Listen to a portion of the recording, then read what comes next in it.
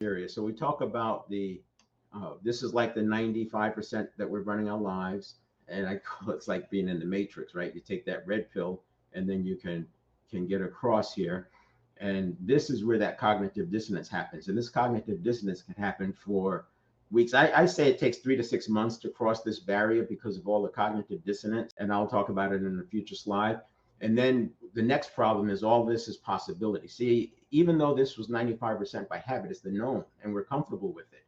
And it makes it easy for us to get up and face that lion and tiger every day. But when you get up in here in this area and the subconscious is threatened by the unfamiliar, it gets scary.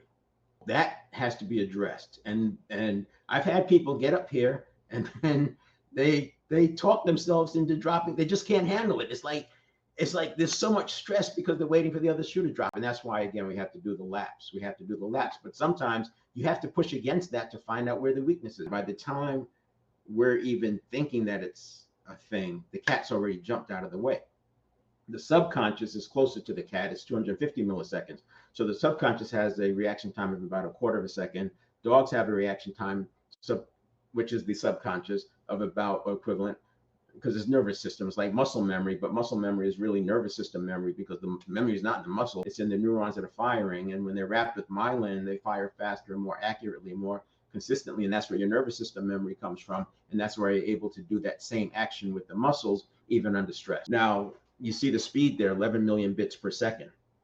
And that's why the subconscious is so fast. I mentioned watching your life flash before your eyes. That gives you an idea of how fast that processing is, which is why that initial triggering can happen so fast before you even think about it, which is why we go back in the emotional area.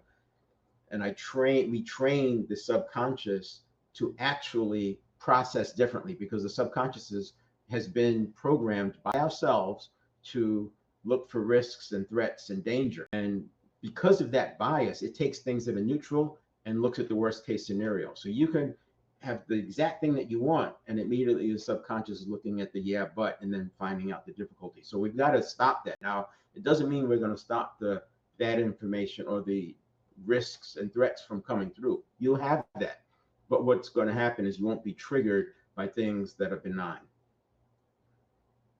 So this is what the normal process looks like for stimulus response. You have a stimulus, and this is consistent with what he talks about in Atomic Habits, James Clear.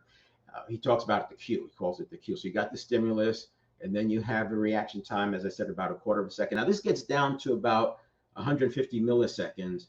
So around the speed of dogs for athletes who are training, especially Formula One athletes who have to do those stimulus response drills where they're constantly going faster and faster and faster. But any athlete who's doing a lot of reacting, they're going to be faster or closer to 150 milliseconds. So that's the typical stimulus response. But what's going on is you see how my graphic here, it's actually a reaction. So you have stimulus, reaction, response. But we've allowed our reaction to become the response. And that response then becomes to decide, act, speak, fight or flight, freeze or withdraw. And by doing it this way, we then defend whatever this decision is. So we make a decision here, and then we defend it because we think of this as coming from ourselves.